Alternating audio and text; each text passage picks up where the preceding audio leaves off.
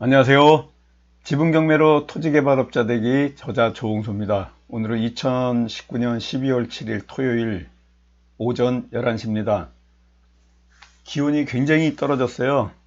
많이 춥습니다. 초겨울인데도 완전히 본격적인 겨울에 들어선 것 같습니다. 이 방송을 올해 초에 시작할 때만 해도 벌써 1년이 이렇게 빨리 올지는 몰랐는데 올해 조금 있으면은 2020년도로 넘어가는 이제 길목입니다. 여기 밴드에 여러분들 지분경매에 관심 있는 분들 오늘 유튜브를 통해 가지고 이 지분경매 공부를 처음 접하신 분은요, 밴드 전체 검색란에서 지분경매라고 찾으셔 가지고요, 검색하셔서 여러분들이 실명으로 해서 꼭 들어오시면 됩니다. 먼저 특강 얘기 좀 할게요. 올해 1일 특강, 지분경매의 1일 특강은 다 끝났습니다. 12월 강의는 없고요. 지난달 11월 달에 끝났고요. 내년 1월 14일 화요일 날, 2020년 돌아오는 새해 1월 14일 화요일 날 4시 반부터 7시 반까지 3시간 동안 교대역 서초동, 서울 서초동에 있는 교대역 13번 근처 강의실에서 있습니다. 010-3033-9074 홍봉기 사무총장님 전화로 문의 주시면 되고요. 비용은 5만원입니다. 이 채권 양수도 기술은요, 이렇게 나홀로 소송, 3대 대박 투자 이런 교육 내용에 대해서 강의가 있습니다. 부동산 처분금지 가처분과 가압류, 또 매수한 부동산에 대한 경영하는 방법, 부당이득권 반환 청구 소송, 공유물 분할 청구 소송, 또 지분경매로서 채권 양수도 하는 100% 매수 전략, 이러한 아주 그 심도 있고 깊은 공부를 할 수가 있습니다.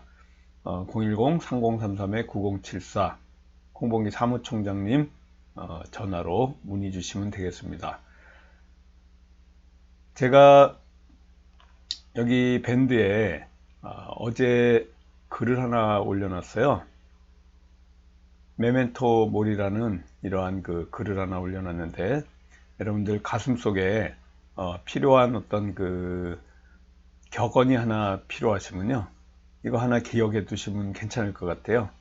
뭐 죽음 얘기하니까 뭐 기분 나빠 하실 분도 있을 수 있는데 결론적으로는 굉장히 뜻깊은 얘기입니다.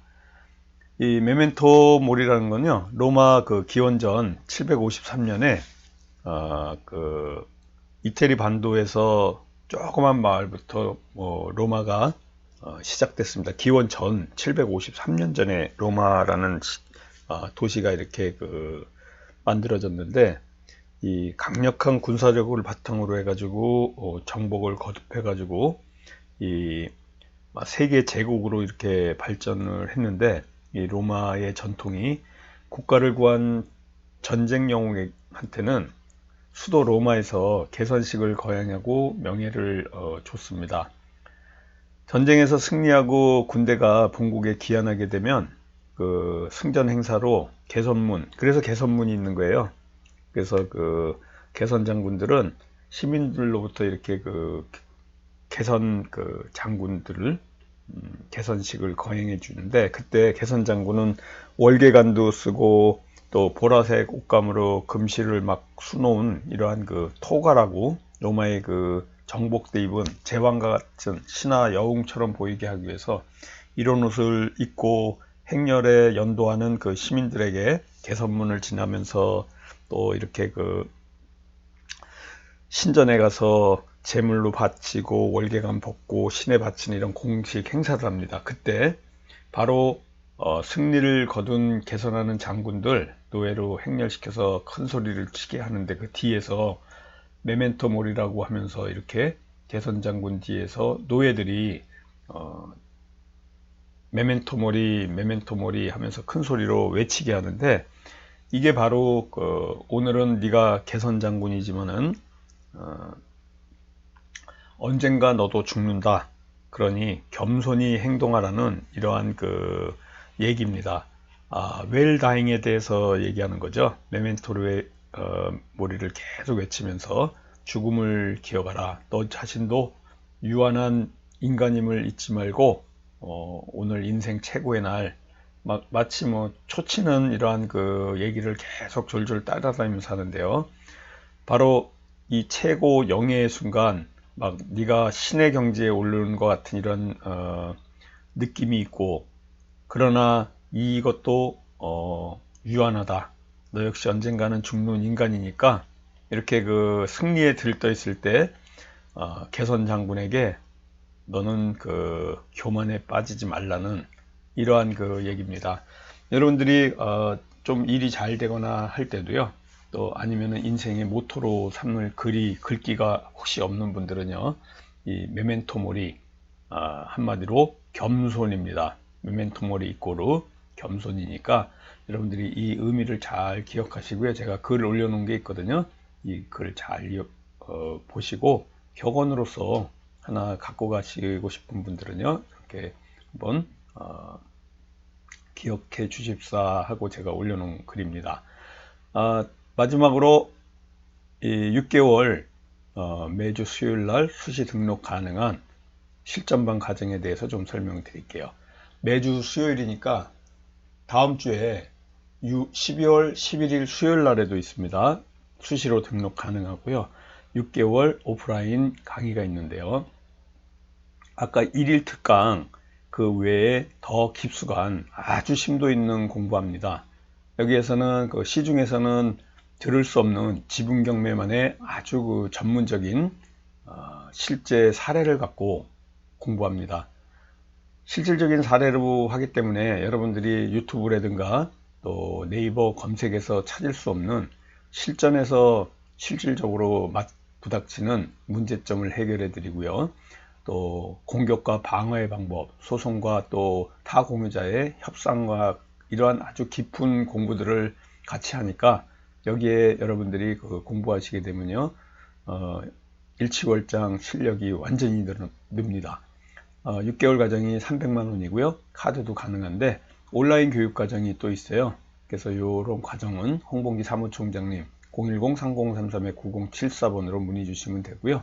여러분들이 언제나 이 교육이 필요하신 분은요, 수시로 등록 가능합니다. 12월 11일도 여러분 오셔서 공부하시면 바로 좋은 내용으로 여러분들 그 일취월장할 수 있는, 실력을 키울 수 있는 실전반 공부를 하실 수 있습니다. 서울 교대역 13번 출구 근처에 있습니다.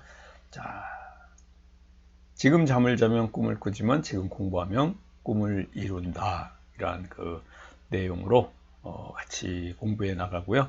오늘은 지난주에 했었던 공유물 분할 소송 심층 연구 1편에 지난주에는 형성해소에 대해서 했습니다. 원고의 공유지분의 산출가액의 3분의 1을 곱한다. 그래서 공유자 중 누구나 공유관계의 소멸을 희망하면은 할 수 있고요. 공유물 분할 청구해소는 민법 268조 1항의 법률 근거에 의해서 시행한다는 이러한 그 내용을 여러분들에게 말씀드렸습니다. 계속해 가지고 공유물 분할 소송 심층 연구는요, 연재로 들어가는데 아마 한 8회까지도 갈 것 같아요. 그러니까 여러분들이 계속해서 이렇게 그 공부하시면요, 깊이가 있습니다. 오늘은 공유물 분할 소송 심층 연구의 2편 당사자 적격과 필수적 공동 소송에 관련된 내용을 좀 공부하도록 하겠습니다. 오늘 공유물 분할 소송의 당사자 적격하고요, 필수적 공동 소송에 관련된 내용 중에 원고 적격과 또 피고 적격에 대해서 말씀드리는데요. 먼저 원고에 대해서, 당사자라는 건 원고 피고가 있는 거죠. 그 원고 피고가 누가 소송에 임할 수 있는지 이 관련해 가지고 말씀드리는 겁니다. 공유물 분할 소송은요, 공유자만이 제기할 수 있습니다. 당연히 민법 269조에 있어요. 지난주에는 민법 268조에 대해서 얘기했는데 금주에 269조에 의한 공유자만 제기할 수 있다는 이러한 민법 조항을 얘기 드리는 거고요. 여기 우리 지분경매로 토지개발업자 되기 교재에 73페이지에 보시면은 이런 소장이 있습니다. 이 소장을 통해 가지고 소송을 제기할 때 어떠한 그 당사자 적격이 있는지에 관련해서 지금 공부하고 있는 겁니다. 공유물 소송의 원고는 공유자 중에 1인 이상이어야 됩니다. 뭐 공유물 분할 소송 원고가 어떤 분은 한 명으로 제한되지 않느냐? 아닙니다. 공유물 분할 소송의 원고는 한 명으로 제한하지 않고요. 재판상 분할을 원하는 여러 명, 수명이 공동으로도 제기할 수 있어요. 그러니까 원고가 당연한 겁니다. 여러 명 된다는 거예요. 가끔 이것 때문에 어제도 저한테 이제 전화 오신 분이 있었는데 마음에 많고 재판 분할을 원한다 그러면 원고가 수명, 여러 명으로도 원고 적격이 됐고, 이 지분 비율 또는 뭐 이렇게 취득한 어떤 원인이나 경위 이런 거 관계없이 무조건 공유물 분할을 원하면 여러분들 그 원고 적격으로 이렇게 그 공유물 분할 소송을 제기할 수가 있습니다. 피고 적격을 살펴보면요, 공유자 분할 소송은요, 공유자 전원에 대해서 권리관계가 이렇게 그 확정돼야 하는 필수적 공동소송이다. 필수적 공동소송이라고 제가 오늘 제목에 있는 내용 얘기한 것 같죠. 공유분할 소송의 피고는 원고를 제외한 나머지 공유자 전원을 해야지, 피고에 예를 들어서 공유자가 10명인데요. 2명한테는 연락이 안 된다 그래가지고 2명을 예를 들어서 피고에서 제외시켰다. 그러면 이거는 기각 사유가 됩니다. 그래서 공유자는 공유물 분할에 대해서요, 완전 직접 이해관계인이니까 이 재판상 분할이나 뭐 이런 그 어떠한 이유에 막론하고요, 공유자 전원이 분할 절차에 참여하는 것이 공유물 분할 소송의 완전한 그 당연한 참여입니다. 이 관련해 가지고 잠깐 판례를 살펴보겠습니다. 여기 보시는 68-414, 415 판결인데요. 필요적 공동소송의 법리를 오해한 위법이 있는 사례, 또 공유물 분할에 대한 법리를 오해한 위법이 있는 신뢰에 관련해서 올려놨습니다. 판시사항하고 판결 요지만 잠깐 보면요, 소송의 목적이 공동소송인 전원에 대해서 합일적으로 확정돼야 할 필요적 공동소송인 가운데 1인이 항소를 제기할 경우엔 그 항소는 다른 공동소송에 대하여도 그 효력이 미친다. 한마디로 필요적 공동소송, 전원이 분할 절차에 참여해야 된다는 이 얘기입니다. 공유물 분할은 협의에 의한 재판상 분할이거나 막론하고 공유자 전원이 분할 절차에 참여하여야 한다라는 이 내용인데요. 이 지금 그 판례는 다른 판례보다 좀 짧아요. 그러니까 한번 여러분들이 대법원 선고 68-414, 415 판결을 잠깐 공부하시면 이러한 그 내용들 같이 살펴볼 수가 있습니다. 공유자 중에 일부의 분할에 관한 협의가 이루어졌고요. 또 나머지 공유자에 대해서는 협의가 이루어지지 않아요. 그래도 공유자 전원이 공유물 분할 소송의 당사자니까 나머지 전원에 대해서 해야 된다는 얘기입니다. 일부는 예를 들어서 협의가 됐는데 일부는 안 된다 그래가지고 협의된 사람은 빼고 협의 안 된 사람만 하면 안 된다는 얘기를 지금 말씀을 드리는 겁니다. 굉장히 그 어려운 법리 이런 단어들이 나오고 자세하게 이렇게 정신 차려서 읽지 않으면 뭐 비슷비슷한 얘기 같지만은 한마디로 제가 설명을 드리면요, 협의가 일부가 됐다 해서 된 사람은 빼고 예를 들어서 안 된 사람만 소송을 한다 이런 게 아니고, 일단은 전부 됐던 안 됐던 필요적 공동소송이기 때문에 무조건 해야 됩니다. 예를 들어서 공유자 전원이 원고 피고로서 전부 당사자로 지정돼야 되는데 이 당사자 적격에서 변론을 하게 되는데 예를 들어서 누락된 공유자가 생긴다 그러면은 이 중간에 간단히 해결할 수 있는 방법은요, 이런 그 병합하는 공유자를 상대로 별소를 제기해가 다른 소송을 제기해서 그 사건을 병합하는 방법이 있고요. 그 공동 그 소송인을 또 추가하는 방법. 1심 변론이 만약에 1심 변론 기간에 누락된 게 보인다 그러면 1심 변론이 종결될 때까지 원고가 신청을 해가지고 누락장 공유자, 또 원고가 여러 명이면 여러 명, 피고가 있다 그러면 피고, 추가하는 그 허가를 받아가지고 누락된 공유자 바로 동의 받아가지고요 다시 추가시키면 됩니다. 이런 신청 이후 추가로 할 수 있는 이러한 서면을 제출해 가지고 바로 하면 되겠습니다. 또 이러한 그 누락된 공유자는 이유와 참가 취지 이런 거를 밝혀 가지고 서면으로 참가 신청하면 간단하게 되니까요. 너무 소송을 했는데 빠졌다. 가끔 저한테 문의하시는 분 중에 이런 사항이 있거든요. 협의가 됐기 때문에 내가 뺐는데 이 소송 진행 중에 이 내용들을 어떻게 하느냐 그러면 여러분들이 서면 제출해 가지고요 추가를 하시면 됩니다. 그냥 간단한 내용이니까 이렇게 어렵게 생각하지 마시고요 서면으로 밝히면 됩니다. 이런 그 공유물 소송의 당사자가 적격인지 아닌지는 보는 서류가요 부동산 등기부등본의 그 갑구의 소유권란을 보고 피고 원고를 보게 되겠죠. 그러니까 그 등기부등본을 꼭 제출해야 됩니다. 우리가 공유물 분할 청구 소송을 하게 되면요 등기부등본을 꼭 제출하고 또 등기부등본상의 주소지 관할 법원에 꼭 그 소송을 제기하셔야 돼요. 어떤 분들은 가끔 원고나 피고의 주소지를 얘기하면서 물어보시는 분이 있어요. 헷갈리지 마시고요.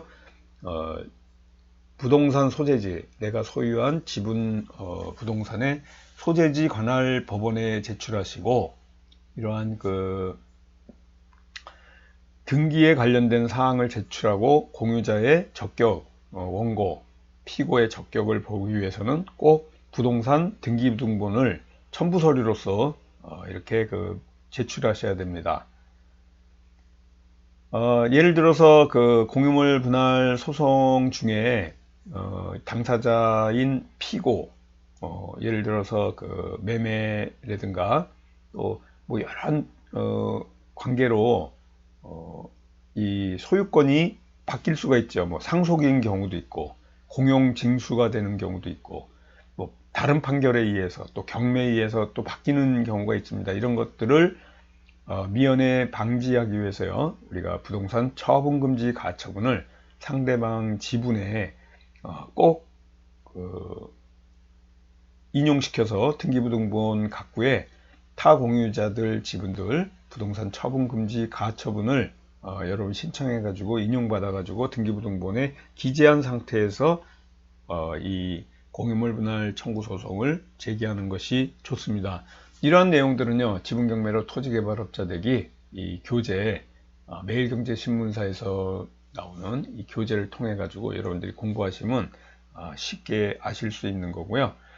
뭐 당사자 적격을 갖추지 못했는데도 이런 흥결에 대해서 여러분들이 예를 들어서 소송을 제기하게 되면요 각하되거나 기각이 나오니까 이러한 그 등기부등본을 보시고 이러한 그 소유권 관계 또 공유자 전원이 다 들어갔는지 재판상의 분할을 원하는 공유자가 예를 들어서 합의가 되면 나의 원고로 같이 공유물 분할 소송을 제기할 수 있는지 여부들을 사전에 좀 협의를 한 다음에 원고나 피고를 꼭 여러분들이 생각하실 때 원고가 나 혼자만 한다 이러한 소송도 있지만요 개 중에는 아주 복잡한 권리관계가 있어 가지고 원고가 10명이 예를 들어서 지분 관계인데 원고가 3명이고 피고가 7명이 되는 경우도 있어요.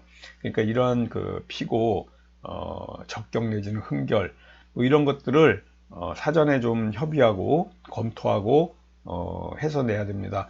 기본적인 사항 같지만 간단히 얘기해 가지고 이러한 그 원고 피고의 당사자 적격이라든지 또 아니면 부동산 등기부등본을 꼭 제출해서 이러한 그 법리에 관련된 오해가 없도록 여러분들이 검토해 가지고 제출을 하셔야 된다는 내용이 오늘 당사자 적격과 필수적 공동소송 공유물 분할 소송 심층 연구 2편이었습니다. 오늘도 그 즐거운 주말 되시고요. 나머지 주말 행복하고 건강하게 보내시다가 다음 주 12월 14일 토요일 날 여러분들 다음 심층연구 3편에서 찾아뵙도록 하겠습니다. 감사합니다. 안녕히 계세요.